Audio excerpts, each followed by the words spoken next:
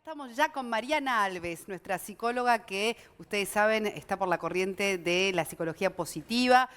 ¿Ya explicaste en alguna oportunidad, Mariana, lo que es la psicología positiva? Bueno, brevemente, la psicología positiva es la ciencia del bienestar y la felicidad. Es una corriente que estudia todo lo que nos hace felices, cuáles son las estrategias que como personas podemos empezar a practicar para incrementar nuestros niveles de bienestar. Pero es un estudio científico, ¿verdad? Exactamente, es una corriente psicológica que tiene un cuerpo teórico, que es joven relativamente porque nace en el año 98 y tiene, digamos, su centro principal en la Universidad de Pensilvania, pero luego esto comienza a ser, digamos, un movimiento a nivel mundial, donde hay determinadas asociaciones muy fuertes. Bien, bueno, Cristian, ¿de qué vamos a hablar hoy? Porque ese no es el tema, pero sí a modo de entender la corriente, digamos. De algo que creo que nos ha pasado a todos de una u otra manera y en algún momento de nuestra vida, y para lo que no hay muchas veces, no hay una reacción planificada por más herramientas que podamos tener, y es recibir una noticia inesperada, una noticia vinculada a un hecho traumático.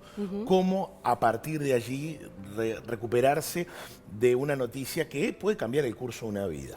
Y que es inevitable que suceda, digo, tarde o temprano en una vida, ¿no? Claro. Una pérdida, bueno, quedarse sin trabajo. Claro. Hablábamos en realidad de múltiples posibilidades. Muchas veces conectado con Una ruptura. con lo inesperado. Una ruptura, Exactamente. exactamente. Sí, bien, creo que primero todos reaccionamos diferentes cuando hay un hecho complicado. Hay personas que entran como en estado de shock, donde les cuesta comprender la realidad de la situación, como que hay una especie de negación de lo que ocurre.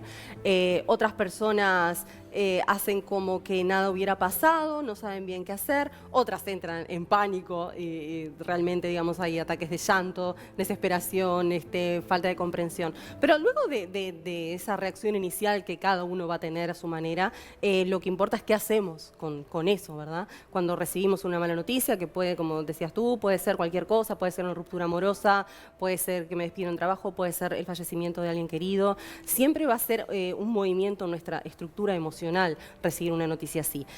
Y cuando esto ocurre, primero, siempre digo que hay que tomarse el tiempo para procesar el dolor. O sea, tenemos que estar primero lo más tranquilos posibles, llorar, gritar y patalear lo que cada uno necesite, y luego de un tiempo prudencial, que también depende de cada uno, empezar a salir adelante. Y acá tenemos muchísimas estrategias, desde las más simples, que son las técnicas de distracción, que es la técnica de distracción, por ejemplo, me voy a tomar una ducha larga, me voy a comer algo rico, me voy a hablar con alguien de la vida de la langosta, o sea, porque me tengo que distraer del tema, no estar todo el tiempo con eso.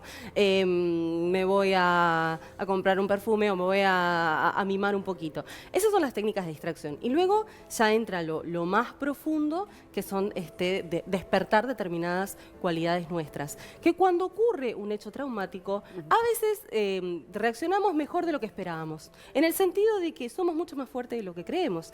Y cuando ocurre un hecho difícil, un hecho traumático, nosotros es como la oportunidad que tenemos para desarrollarnos emocionalmente. Es como que nos permite la madurez psicológica el dolor. Claro, bueno, seguramente la gente también quiera contarnos experiencias personales. Obviamente que hay hechos y hechos. Algunos son de una tragedia de tal magnitud que no pueden compararse con otras malas noticias que nos pueden suceder, pero que sin duda que la vida en algún momento nos puede dar un revés para superarlas. Vos hablás de la resiliencia, ¿no? Sí. Que es una palabra que escuchamos con frecuencia, que a veces no sabemos bien de qué se trata, pero decimos que en esta vida hay personas resilientes y otras quizás no.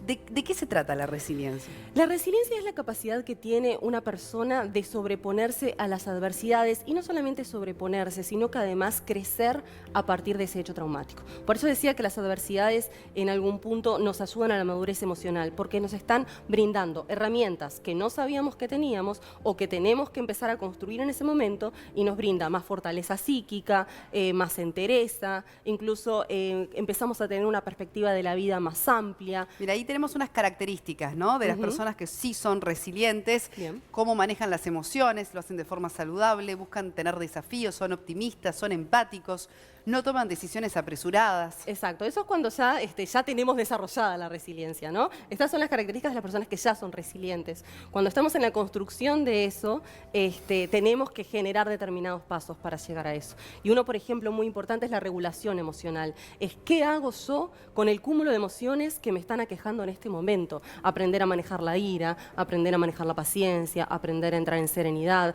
aprender a mantener la mente fría cuando ocurre el caos y aprender también que los desafíos y los obstáculos son formas de que nosotros tenemos de crecer y de sentirnos más fuertes también. Mariana, aquí tenemos, por ejemplo, algunos datos sobre cómo ser una persona resiliente.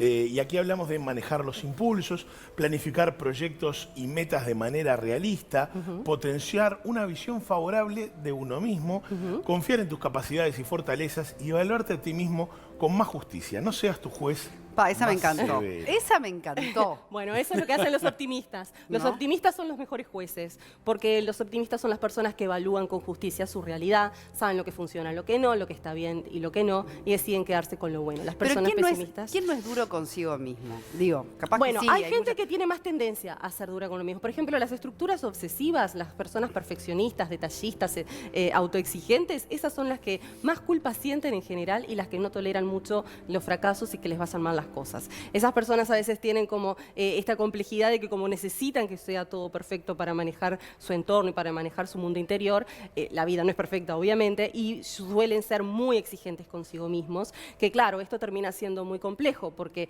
no somos perfectos, todos La vida cometemos no es errores, la perfecta. vida no es perfecta, las cosas nunca exactamente salen como uno quiere, entonces aprender a manejar las frustraciones, aceptar la realidad y crecer a partir de ella, es algo que además ellos tienen que aceptar que no son perfectos y que la perfección no es alcanzable, porque Mariana. es como una creencia muy importante. Vos hablabas, ¿no?, de manejar las emociones, ¿no? Sí. Tal vez las emociones muchas veces uno las pueda pensar como una especie de caja de herramientas, ¿no? Un kit emocional, Sí. ¿no? Donde yo utilizo determinadas emociones, las que puedo, de manera, yo qué sé, la negación en determinado momento es una excelente herramienta para negar, en otro no te está funcionando. Para ¿verdad? sobrevivir. Por ejemplo, pero Sí. lo hacemos todo el tiempo, todo el día. Te pregunto si de alguna manera hay que aprender cuando vos decís aprender a manejar, ¿cómo se aprende a manejar la emoción? Porque uno entiende que la emoción es algo que me pasa y que yo no puedo controlar. Exacto. Yo creo que no, que uno las puede también aprender a manejar y usarlas como si fuera una herramienta. Lo que tenemos nosotros en general, digo, hay muchas personas que son impulsivas. Yo también soy un poco impulsiva a veces. Cuando uno es muy impulsivo, tiene que aprender a pensar antes de hablar, tiene que tomarse unos segundos para recapacitar y tiene que ser como muy delicado a la hora de interpretar la realidad. Porque hay personas que a veces, por ejemplo, por determinadas visiones psicológicas, consideran que de pronto alguien no está siendo muy honesto con uno o son un poquito paranoicos en el sentido de que no confían mucho en la gente. Y a veces malinterpretan determinados comentarios, están muy a la defensiva. Y eso, por ejemplo, ¿cómo se puede manejar? Aprendiendo a escuchar a los demás, cuando hay una duda, preguntar. Es que es muy amplio porque, digamos, todos tenemos situaciones distintas, pero a grandes rasgos, primero es manejar los impulsos. Esto de tomarme un tiempo antes de hablar, antes de responder. Lo mismo con el enojo. Las personas no nos hacen cosas para enojarnos. A veces simplemente ocurre, a veces simplemente por el hecho de que alguien piensa diferente me puede generar un malestar o porque alguien hizo algo que yo creo que fue en mi contra, no necesariamente Mariana, es así. y por último hablábamos un poco de la pregunta, ¿no? Cómo recuperarnos de un hecho traumático, de una noticia que nos impacta brutalmente. ¿Qué pasa con la aceptación de esa situación? Sí. ¿No? Porque hablábamos de distintas herramientas que tenemos en el momento para sobrevivir o sobreponernos a eso. Pero ¿cuándo empieza ese proceso de aceptación de que esto fue lo que nos pasó? Bueno, eso también es muy personal, porque hay personas que les cuesta aceptar las cosas muchísimos años. Hay personas que son muy adaptables a los cambios y de repente en 6 meses ya lo comprendieron. Eso va a depender mucho de las características de la personalidad de cada una y qué tanto nivel de optimismo y pesimismo tenga, su estilo de creencia, sus patrones de conducta. Es como es bastante complejo. Pero en realidad creo que más allá de que es un proceso de cada uno y sus tiempos, la aceptación no es resignación, es entender que, bueno, esto no lo puedo cambiar, pero tengo que aprender a vivir con esto y yo soy capaz de vivir con esto aunque me duela y puedo ser feliz a pesar de que esta persona ya no esté o ya no tenga este trabajo o este sueño se me pinchó y no era como yo quería. Es un tema de practicarlo todos los días. Yo creo que lo más sencillo siempre es apelar a las herramientas más simples, que puede ser, por ejemplo, tener emociones positivas, alegría, amor, optimismo, serenidad, digamos, cosas que podamos ejercer en el día a día, tener como nuestro objetivo claro.